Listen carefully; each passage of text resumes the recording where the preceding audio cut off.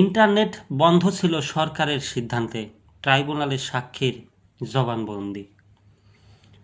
জুলাই গণঅভ্যুত্থানের সময় সরকারের সিদ্ধান্তে ইন্টারনেট সেবা বন্ধ করা হয়েছিল বলে জানিয়েছেন সাক্ষী ইমদাদুল হক মোল্লা, সাবেক প্রধানমন্ত্রী শেখ হাসিনার ছেলে সজীব ওয়াজেদ জয় এবং সাবেক আইসিটি প্রতিমন্ত্রী জুনায়েদ আহমেদ পলকের বিরুদ্ধে দায়ের করা মানবতা বিরোধী অপরাধের মামলায় তিনি এ জবানবন্দি দেন। রোববার আন্তর্জাতিক অপরাধ ট্রাইব্যুনাল 1-এ তৃতীয় সাক্ষী হিসেবে সাক্ষ্য দেন ইমদাদুল হক মোল্লা। এ সময় পলাতক আসামি সজীব ওয়াজেদ জয় আদালতে উপস্থিত ছিলেন না। অপরদিকে কারাগারে থাকা জুনায়েদ আহমেদ পলককে ট্রাইব্যুনালে হাজির করা হয়। এর আগে গত 11 জানুয়ারি মামলাটিতে অভিযোগ গঠন করা হয়।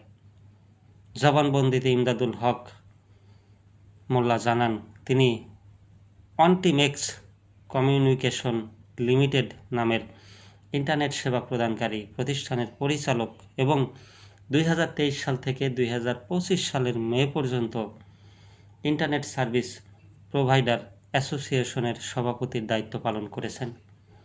তিনি বলেন, 2024 সালের 18 জুলাই মহাখালীর দুর্যোগ ব্যবস্থাপনা ভবনে অগ্নিকাণ্ডের দিন বিকেল 4টা থেকে আংশিকভাবে ইন্টারনেট সেবা ব্যাহত হতে শুরু করে। রাত 9টার পর সারা দেশে ইন্টারনেট সেবা পুরোপুরি বন্ধ হয়ে যায়। ইন্টারনেট সেবা বন্ধের কারণ জানতে সংশ্লিষ্ট ঊর্ধ্বতন সংস্থার সঙ্গে যোগাযোগ করলে জানা যায়, আইসিটি বিভাগ থেকে ব্যান্ডউইথ সরবরাহ বন্ধ রাখা হয়েছে।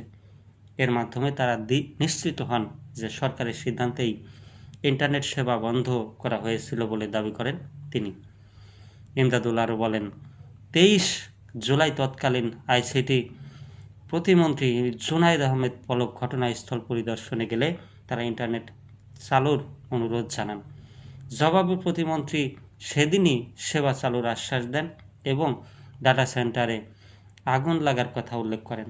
তবে সাক্ষীর দাবি, এটি রাজনৈতিক বক্তব্য ছিল, কারণ আগুন লেগেছিল দুর্যোগ ব্যবস্থাপনা ভবনে, কোনো ডাটা সেন্টারে নয়।